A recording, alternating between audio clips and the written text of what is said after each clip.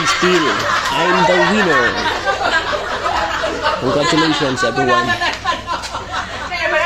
Thank you for watching. Please like, share, and subscribe. Happy New Year everyone.